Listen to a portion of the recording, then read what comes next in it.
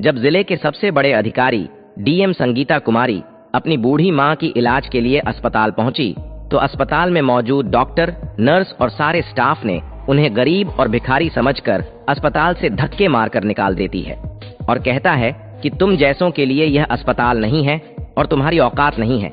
यहाँ पर इलाज कराने की तो बेहतर होगा कहीं और जाकर दिखाओ, और अगर दिखा नहीं सकते तो रहने दो। वैसे भी इनकी उम्र निकल चुकी है, अब कोई फायदा नहीं, चलो यहाँ से, यह जगह तुम जैसे लोगों के लिए नहीं है। दोस्तों सोचिए, जिले की सबसे बड़ी अधिकारी की मां को इस तरह धक्के मारकर निकाला गया। मगर जब डीएम संगीता कुमारी ने असलियत दिखाई तो न सिर्फ अस्पताल बल्कि पूरा शहर हिल गया। आइए देखते हैं आखिर असली सच क्या है। क्या हमारे देश में गरीबों के साथ ऐसा ही होता है? सुबह का वक्त था, ठंडी ठंडी हवाएं चल रही थीं। डीएम संगीता कुमारी अपने काम में व्यस्त थीं। उन्हें अंदाजा भी नहीं था कि आज का दिन उनकी जिंदगी का सबसे दर्दनाक दिन बनने वाला है। उनकी मां, जिनकी उम्र अब काफी हो चुकी थी, रोज की तरह सब्जी खरीदने के लिए बाजार निकली। उनका चलना अब भारी हो चुका था, कमर जैसे टूट सी गई हो। एक एक कदम संभल कर रखती हुई वह सब्जी मंडी तक पहुंची, मगर अचानक मंडी के बीचों बीच उन्हें दिल का दौरा पड़ा। वो धूप में वहीं जमीन पर गिर पड़ी। उनका शरीर बिल्कुल निढाल हो गया। आधा घंटा बीत गया, लोग आते जाते रहे, ठेले पर मोल भाव करते रहे। कुछ ने रुक कर देखा, कुछ ने बातें की, मगर कोई आगे नहीं बढ़ा। न किसी ने पानी दिया, न किसी ने उठाया, न किसी ने एम्बुलेंस बुलाई। यह नजारा देखकर भीड़ में खड़े कुछ लोग बस तमाशबीन बने रहे। औरत मंडी के बीचों बीच पड़ी थी, मगर इंसानियत जैसे किसी के अंदर बची ही नहीं थी। इसी भीड़ में एक शख्स था, रमेश। वो मदद करने की बजाय मोबाइल निकालकर वीडियो बनाने लगा। वीडियो बनाकर उसने तुरंत सोशल मीडिया पर डाल दिया। कैप्शन में लिखा, यह दादी आधे घंटे से यहाँ बेहोश पड़ी हैं, किसी को रहम नहीं आता, न कोई पानी दे रहा, न उठाकर अस्पताल ले जा रहा, न जाने किसकी माँ होंगी ये बेचारी। वीडियो देखते देखते वायरल हो गया और कुछ ही देर में वह वीडियो पहुंच गया डीएम संगीता कुमारी के मोबाइल पर। वीडियो देखते ही उनका दिल दहल गया, आंखों में आंसू आ गए। वह दर्द से चिल्लाईं, हे भगवान, ये मेरी माँ है। वो तुरंत कुर्सी से उठी, इंस्पेक्टर को बस इतना कहा, मैं घर जा रही हूँ। फिर अपनी काली जीप में बैठकर तेजी से बाजार की ओर निकल पड़ी। बाजार में पहुंचते ही संगीता कुमारी ने अपनी माँ को गोद में उठा लिया, बोतल से पानी पिलाया, चेहरे पर छींटे मारे। थोड़ी देर में उनकी माँ को होश आया। उसके बाद संगीता कुमारी ने वहां खड़े लोगों की ओर गुस्से से देखा और बोली, आप लोगों के अंदर इंसानियत बची भी है या नहीं? एक औरत धूप में बेहोश पड़ी रही और किसी को रहम नहीं आया, न पानी दिया, न अस्पताल ले गए, बस तमाशा देखते रहे। आप सब इंसान के नाम पर कलंक हैं। उनकी डांट सुनकर भीड़ में सन्नाटा छा गया। सबके चेहरे शर्म से झुक गए। संगीता कुमारी माँ को लेकर घर लौटी। घर पहुंचते ही माँ से बोली, माँ, मैं आपको तुरंत अस्पताल लेकर चलती हूँ। उन्होंने तुरंत एम्बुलेंस को कॉल किया और फटाफट से कपड़े चेंज किया। उन्होंने वर्दी उतारकर पीले रंग का सलवार सूट पहनी और मां को लेकर जिले के सबसे बड़े सरकारी अस्पताल पहुंची। वहां पहुंचकर सीधे बड़े डॉक्टर आनंद वर्मा के पास गईं। डॉक्टर साहब, देखिए मेरी मां की हालत बहुत खराब है, आधा घंटा तक बेहोश पड़ी रही, कृपया तुरंत इलाज शुरू कीजिए। मगर डॉक्टर आनंद ने बिना कुछ देखे सुने बेरुखी से कहा, यहां इलाज नहीं हो पाएगा, तुम इन्हें किसी और अस्पताल ले जाओ, अच्छा होगा कि कहीं और ट्राई करो। डॉक्टर के सामने खड़ी संगीता कुमारी दर्द और गुस्से से कांपती आवाज में बोली, डॉक्टर साहब, मुझे पता है कि यह जिले का सबसे बड़ा अस्पताल है और इसी वजह से मैं यहाँ आई हूँ। मेरी माँ की हालत बहुत खराब है, अगर यहाँ इलाज नहीं होगा तो उनकी जान को बड़ा खतरा है। आप टेंशन मत लीजिए पैसों की, जितना खर्च होगा मैं दूंगी, बस आप मेरी माँ का तुरंत इलाज शुरू कर दीजिए।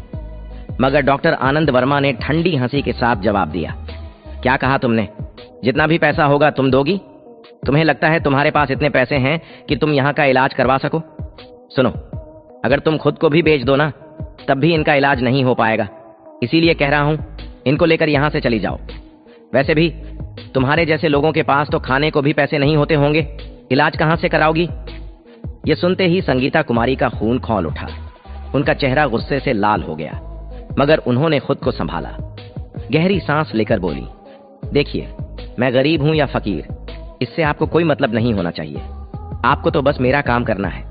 मैंने कहा ना, जितना खर्च होगा मैं दूंगी, पैसों की फिक्र मत कीजिए, बस मेरी माँ का तुरंत इलाज शुरू कीजिए, वरना आप बहुत पछताएंगे। डॉक्टर ने हंसते हुए तंज कसा, अच्छा, अगर मैं इलाज ना करूं तो मुझे पछताना पड़ेगा? क्यों? क्या मैं तुम्हारी माँ का बेटा हूं या तुम्हारा कोई रिश्तेदार हूं जो पछताऊंगा? तुम कर लोगी क्या मेरा? बकवास मत करो और इन्हें लेकर घर जाओ, यही सही है। वैसे भी इनकी उम्र निकल चुकी है। अब कुछ हो भी गया तो तुम्हें क्या फर्क पड़ता है? तुम तो जवान हो, खुद पर ध्यान दो। ये सुनकर संगीता कुमारी के हाथ कांपने लगे। वो कुछ पल खामोश खड़ी रहीं। उनकी आंखों में आंसू और चेहरे पर आग दोनों साथ थे। फिर उन्होंने धीरे से अपना पर्स खोला और उसमें से सरकारी पहचान पत्र निकाला। वो कार्ड सीधा डॉक्टर के सामने रखते हुए ठंडी आवाज में बोली, पहले ये देखो, फिर बोलो कि तुम्हारे पास टाइम नहीं है। कार्ड देखते ही डॉक्टर आनंद वर्मा के पसीने छूट गए। उसका चेहरा पीला पड़ गया। कांपती आवाज में बोला, सॉरी मैडम, मुझसे बहुत बड़ी गलती हो गई। मुझे नहीं पता था कि आप हमारे जिले की डीएम संगीता कुमारी हैं। मैं अभी इलाज शुरू करवाता हूँ, आप टेंशन मत लीजिए। मैं पूरी कोशिश करूंगा कि आपकी माँ ठीक हो जाए। प्लीज आप यहाँ वेट कीजिए। डॉक्टर तुरंत स्टाफ को दौड़ाने लगा। संगीता कुमारी की माँ को स्ट्रेचर पर ले जाया गया। नर्सें दौड़ दौड़ कर दवाइयां लाने लगीं। संगीता कुमारी वहीं खड़ी थीं। बाहर से शांत दिख रही थीं, मगर अंदर उनका गुस्बी सा उबाल मार रहा था। ये लोग सरकारी अस्पताल में गरीबों के साथ ऐसा करते हैं? सरकार इन्हें सैलरी देती है ताकि ये बेसहारा लोगों का इलाज कर सकें, मगर ये लोग तो अमीरों की चापलूसी में लगे हैं और गरीबों को धक्के मारकर निकाल देते हैं। ऐसे लोग डॉक्टर कहलाने के लायक नहीं। मैं इनको नौकरी से हटवा कर रहूंगी। उनकी मुट्ठियां भींची हुई थीं। उनके मन में ठान चुकी थीं, अब ऐसा नहीं चलेगा। कुछ देर बाद एक नर्स आई और बोली, मैडम आप टेंशन मत लीजिए, आपकी माँ अब बिल्कुल ठीक हैं, लेकिन कम से कम 1 हफ्ता आपको यहीं उनके साथ रहना होगा। डॉक्टर के इलाज से कुछ समय बाद संगीता कुमारी अपनी माँ के पास गईं। उनकी हालत पहले से काफी बेहतर थी। माँ को ठीक देखकर संगीता की आंखों से आंसू निकल आए। उन्होंने अपनी माँ को गले लगाया। दोनों माँ बेटी फूट फूट कर रो पड़ी। माँ मन ही मन सोच रही थी, मैंने अपनी बेटी को पढ़ाने के लिए कितने कष्ट झेले, कितनी मेहनत की, तब जाकर मेरी बेटी आज इस मुकाम पर है। और संगीता अपने दिल में सोच रही थी, आज अगर मेरी माँ न होती तो मैं यहाँ तक कभी नहीं पहुंच पाती। मगर आज मेरी माँ की ये हालत देखकर मेरे दिल को दर्द से चीर दिया है। उनकी आंखें लगातार भीगी हुई थीं। अगले 2 दिन और 2 रातें संगीता अपनी माँ के पास ही अस्पताल में रहीं। अपनी माँ की देखभाल करते हुए उन्होंने तय कर लिया था कि इस अन्याय को ऐसे ही नहीं छोड़ेंगी। तीसरे दिन थाने से कॉल आया। इंस्पेक्टर ने कहा, मैडम आपको तुरंत मीटिंग में आना होगा, बहुत जरूरी मामला है। संगीता ने गहरी सांस ली और बोली, ठीक है, मैं मीटिंग के लिए आ रही हूँ, मगर मैं ज्यादा देर रुक नहीं पाऊंगी। मेरी माँ की तबीयत अभी ठीक नहीं है, मुझे उनके पास ही रहना पड़ेगा। इंस्पेक्टर बोला, ठीक है मैडम, आप मीटिंग के बाद जितनी जल्दी हो सके अस्पताल लौट आइए। संगीता अपनी माँ को दिलासा देकर मीटिंग में पहुंची। मीटिंग खत्म होते ही 6 घंटे बाद वो वापस अस्पताल लौट आईं। पूरा 1 हफ्ता अस्पताल में गुजारने के बाद आखिरकार संगीता अपनी माँ को लेकर घर लौटी। माँ की हालत अब स्थिर थी, लेकिन संगीता के दिल में आग जल रही थी। अगर मैं डीएम न होती, अगर मेरे पास यह पद न होता, तो आज मेरी माँ शायद मेरे पास जिंदा न होती। गरीबों के साथ रोज ऐसे ही होता होगा। यह अन्याय है और मैं इसे ऐसे नहीं छोड़ूंगी। उनकी आंखों में गुस्सा साफ झलक रहा था। कुछ दिनों बाद उन्होंने निर्णय लिया। वो थाने गईं। इंस्पेक्टर और हवलदारों को अपने साथ लिया और सीधे उसी अस्पताल पहुंची। अस्पताल में पहुंचकर उन्होंने सभी डॉक्टरों और स्टाफ को एक जगह बुलाया। वहां खड़ी होकर गुस्से से कांपती आवाज में बोली, आप लोगों की वजह से न जाने कितने गरीबों की जान गई होगी, न जाने कितने बेबस लोग इलाज के बिना लौट जाते होंगे।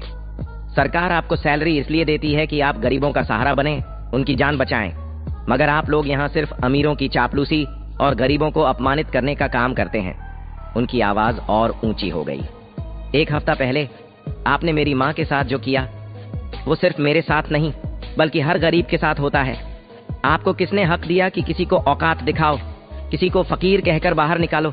याद रखो, आपकी औकात आपको तब समझ में आएगी जब मैं आप सबको इस पद से हटवाऊंगी।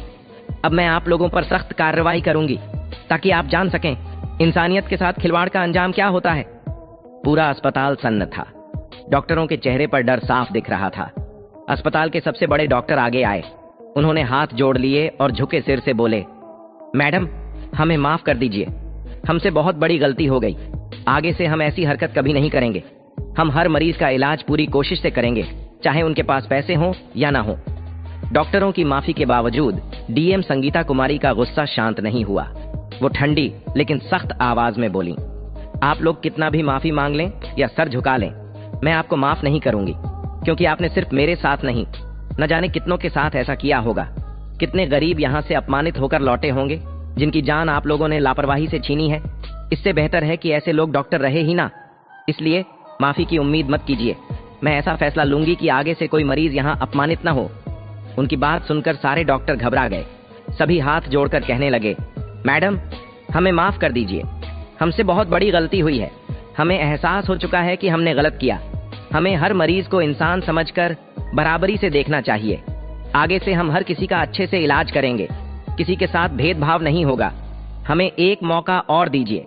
संगीता कुमारी ने कुछ देर खामोश रहकर उन्हें देखा। उनके मन में संघर्ष चल रहा था। क्या ये सच में सुधरेंगे या फिर वही करेंगे जो अब तक करते आए हैं? कुछ पल सोचने के बाद उन्होंने गहरी सांस ली और कहा, ठीक है, मैं आप लोगों को इस बार छोड़ रही हूं, मगर याद रखिए, यह मेरी आखिरी चेतावनी है। अगर आगे कभी किसी गरीब की आवाज मुझे सुनाई दी, अगर किसी मरीज के साथ बदतमीजी हुई या इलाज में लापरवाही की गई, तो आप में से कोई भी इस अस्पताल में काम नहीं कर पाएगा। मैं आप सबको नौकरी से निकलवा दूंगी और ऐसा सबक सिखाऊंगी कि आप जिंदगी भर याद रखेंगे। बेहतर होगा कि अभी से सुधर जाइए और हर मरीज को इंसान समझकर उसका इलाज कीजिए। उनकी बात सुनकर पूरा स्टाफ चुप हो गया। सबके चेहरे शर्म और डर से झुक गए। संगीता ने इंस्पेक्टर और हवलदारों को इशारा किया और कहा, चलो। वो वहां से निकल गई। उस दिन के बाद अस्पताल की तस्वीर बदल गई। डॉक्टरों को समझ आ चुका था कि जिंदगी हर इंसान के लिए बराबर कीमती है, चाहे अमीर हो या गरीब। उन्होंने अपने रवैये को बदला और हर मरीज को इंसानियत के नजरिए से देखना शुरू किया। दोस्तों, अगर आपको यह कहानी पसंद आई हो तो इसे लाइक कीजिए और ज्यादा से ज्यादा शेयर कीजिए, ताकि हर कोई अपनी आवाज उठा सके और सिस्टम को बदलने की हिम्मत कर सके। और हाँ, हमारे चैनल माशकुर वॉइस को सब्सक्राइब करना ना भूलें, क्योंकि यहाँ आपको मिलेंगी ऐसी ही सच्ची और प्रेरणादायक कहानियां।